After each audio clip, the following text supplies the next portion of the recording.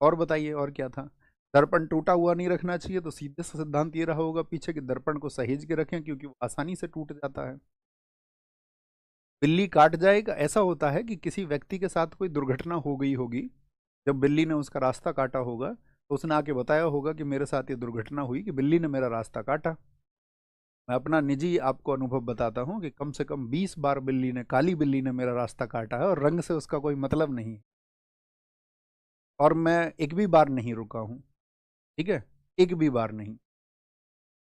जैसे कि एक नियम चला दक्षिण भारत में, कि दक्षिण भारत में क्या था कि भाई कुछ लोग साप्ताहिक जैसे अवकाश की बातें चली, तो कुछ लोग क्या है आपका मंगलवार को रेस्ट करने लगी, जो नाई कम्युनिटी थी, है ना, जो हज्जाम हुआ करते थे।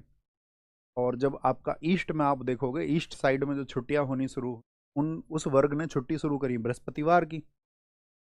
और आपका उत्तर में आप देखोगे तो साउथ सैटरडे में आप देखिए ज़्यादातर मार्केट बंद होती हैं, या तो थर्सडे मार्केट बंद होता है, या सैटरडे मार्केट बंद होता है, या ट्यूसडे। इंडिया में इसी तरह होता है कॉमनली, देखा होगा आपने या नहीं। उन लोगों की छुट्टियां होती थी, तो धीरे धीरे वो क्या हो गया, वो प्रथा में बदल गया, और लोगों ने बोला इसका तो ग्रहों की गति से संबंध है। आप यदि बाल काट लोगे, नाखून काट लोगे, तो उसके पीछे क्या था कारण? एक दूसरा कारण ये था कि पहले उजाला नहीं होता था, अंधेरा था, और टेटनस का इंजेक्शन भी विकसित नहीं हुआ था। आप यदि नाखूनों को काट रहे हैं किसी नुकीली चीज से, और कभी किसी की स्किन कट जाती थी, तो टेटनस का इंजेक्शन नहीं था, और हिंदुस्तान में हजारों मौत होती थी, हजारों मौत कटने मात्र की वजह से, या खराब ब्लेड की वजह से। लेकिन जब धीरे धीरे टेटनस आया, दुनिया में उजाला आया, तो आप नाखून काट सकते हैं, बेशक रात में नाखून आप काट सकते हैं। आप ट्यूसडे को बाल कटवा सकते हो, कोई दिक्कत नहीं है। तो वो क्या है कि आप हम देखेंगे कि बहुत सारी प्रथाएं इस वजह से चलन में आ गई, क्योंकि हमसे पिछले वर्ग वाले वर्ग ने उसको माना है। समझ गए?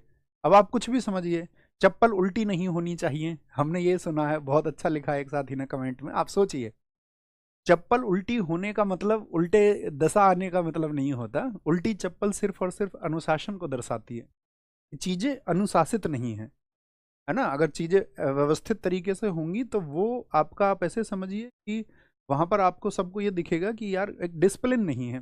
लेकिन चीजें सही होंगी तो एक डिसिप्लिन का भाव आएगा, अनुशासन का भाव आएगा।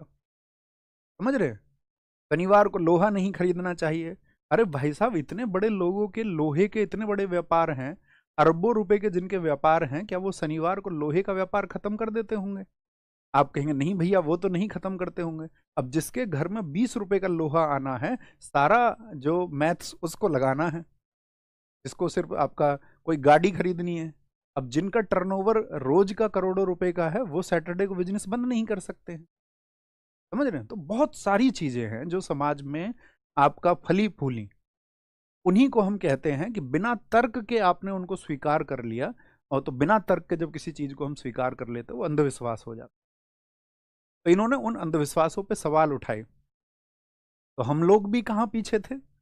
राजा राम मोहन राय ने गिफ्ट टू आपका जो गिफ्ट टू मोनोथीस्ट उन्होंने लिखा, ये किताब उन्होंने लिखी इनके लिए आपका, या प्रिसेप्ट ऑफ जीसस लिखी। तो उन्होंने यही तो कहा कि तुम तो कह रहे थे तुम्हारे ईसा मसीह जो है वो जल के ऊपर चल गए थे, अभी कोई व्यक्ति क्यों जल के ऊपर चल के नहीं दिखा देता है?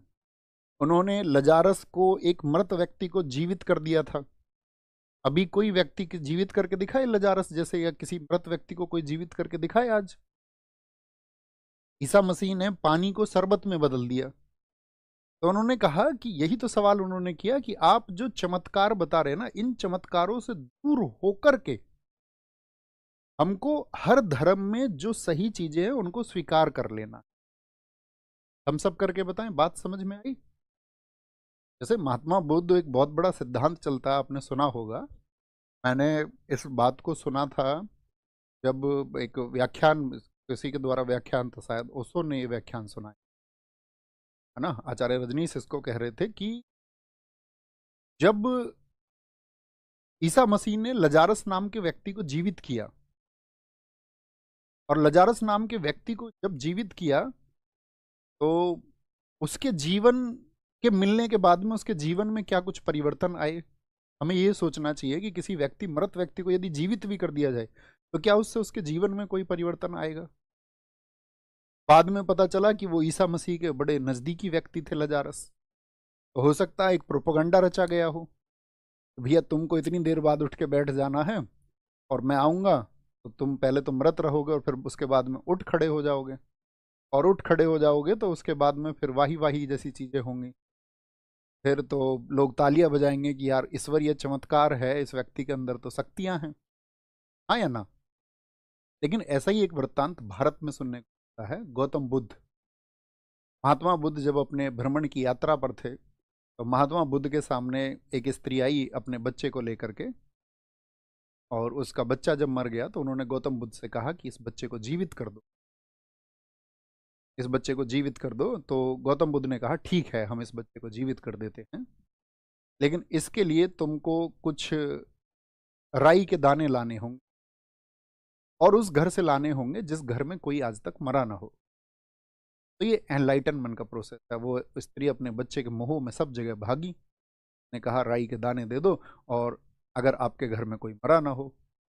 थोड़ी देर में उसको एहसास हुआ कि ऐसा घर तो मिलना मुश्किल है जिसमें मौत ना हो, मृत्यु ना हुई हो। ऐसा तो संभव है क्या? आप सोचिए जरा।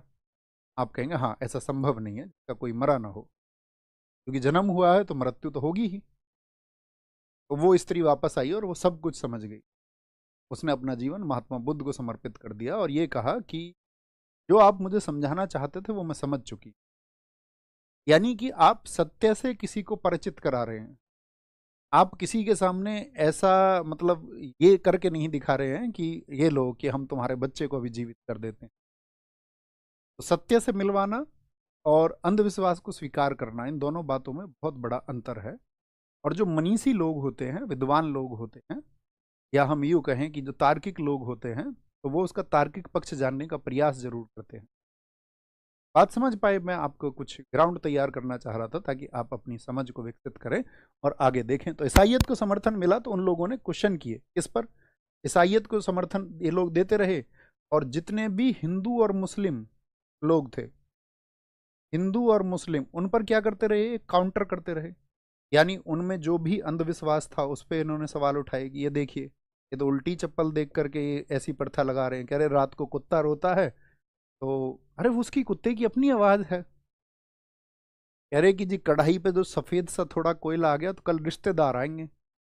हिचकी आई है तो कोई याद कर रहा है। हिचकी पाचन तंत्र की गड़बड़ी की वजह से कभी आती है, वो गड़बड़ी है, यानी आपके डाइजेस्टिव सिस्टम में कुछ ना कुछ गड़बड़ चल रही है कहीं ना कहीं उस समय पर, उस खाने पचने की प्रक्रिया में। कह रहे कि कोई याद कर रहा है, कोई अपना है ना? तो क्या बोलेंगे? अंधविश्वास। उसके बाद में जितनी भी बुराइयां थी तो वो लोग इन पर हंसे। ये देखिए इन इंडियंस को, कुप्रथाएं जितनी, कुप्रथा, कुप्रथा में आप क्या कहेंगे? कुप्रथा में आप क्या कहेंगे? जैसे कि इसके ये तो कारण रहे आपका पॉलिटिकल रीजंस कि भाई अंग्रेज आए, लेकिन बहुत सारे सामाजिक कारण,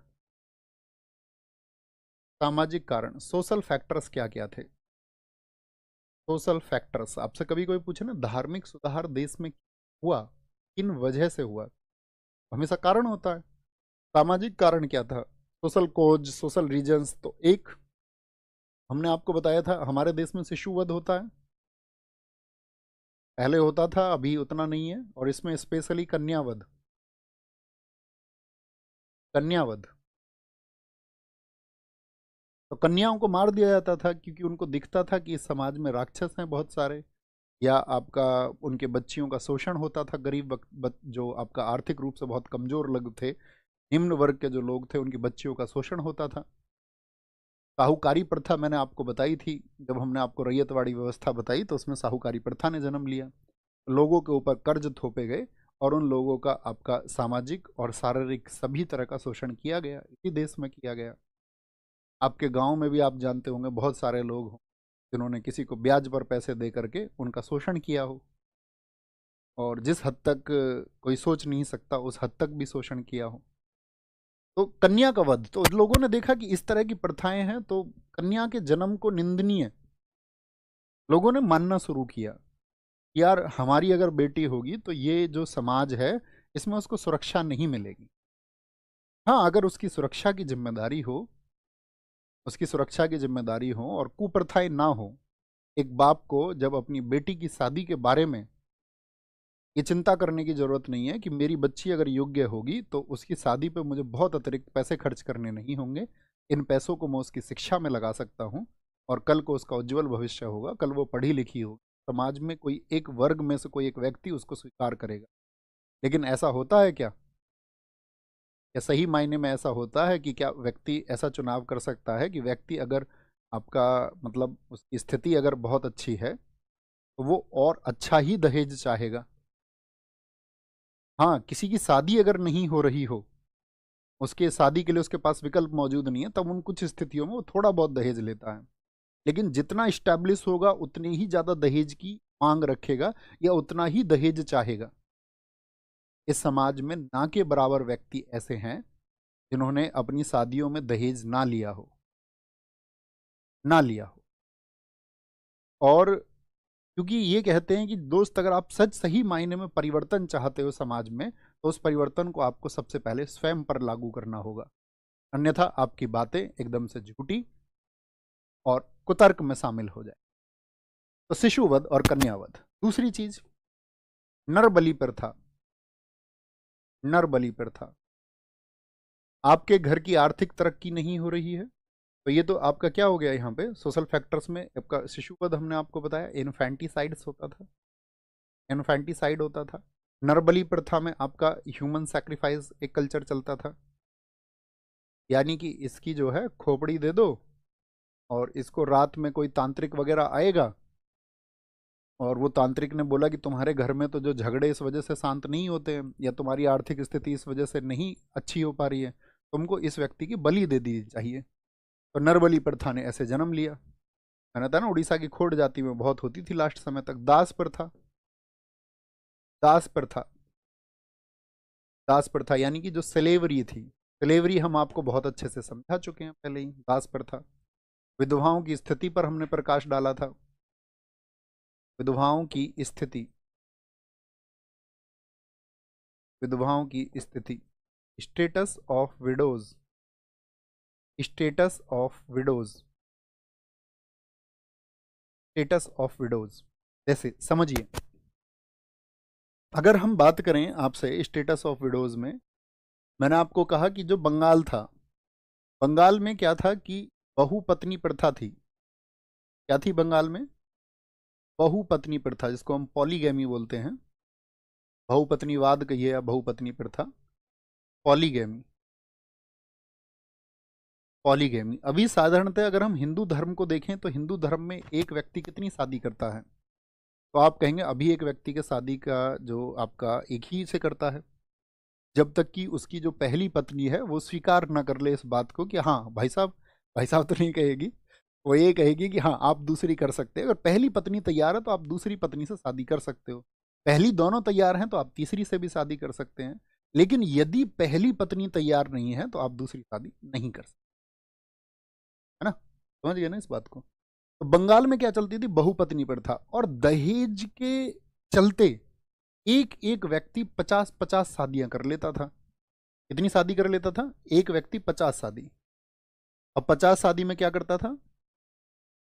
ऐसे मान लीजिए, यहां से दहेज लिया उसने, डोरी लिया, और थोड़े समय के बाद में इसको छोड़ दिया, या इसको भी छोड़ दिया, इसको भी छोड़ दिया, इसको भी छोड़ दिया, इसको भी छोड़ दिया, बहुत सारी शादी कर ली और एक दिन ये मर गया किसी वजह से। तो कितनी पत्नी उसकी विधवा है इस समय पर? 50। 50। ये मानिए कि अभी शादी हुई और पति जो है किसी वजह से 2 3 4 5 शादी कर पाया। बहुपत्नी प्रथा थी, वहां बहुत शोषण होता था और सिर्फ अपनी स्थिति को मजबूत करने के लिए वहां पर बहुत शादियां होती थी। तो यहां पर क्या हुआ फिर? इसने किस चीज को जन्म दिया? अब मुझे बताइए, क्या इन 50 स्त्रियों को दोबारा जीवन जीने का अधिकार नहीं है? क्या ये अपने जीवन का चुनाव नहीं कर सकती हैं? किसी एक खराब व्यक्ति के माइंडसेट की वजह से क्या इनको अपना जीवन भी एक कलंकित जीवन के तौर पर गुजारना चाहिए? तो आप कहेंगे नहीं, बिल्कुल नहीं करना चाहिए। ठीक है। विधवाओं की स्थिति, तो ये बहुत सारे रीजंस हैं जिसमें लोगों ने बोला नहीं यार ये बदलना चाहिए। पर्दा प्रथा, पर्दा प्रथा, इसको व्हील सिस्टम आप बोलते हो या पर्दा सिस्टम बोलते हो? पर्दा सिस्टम, पर्दा सिस्टम, ठीक है। अब जैसे ही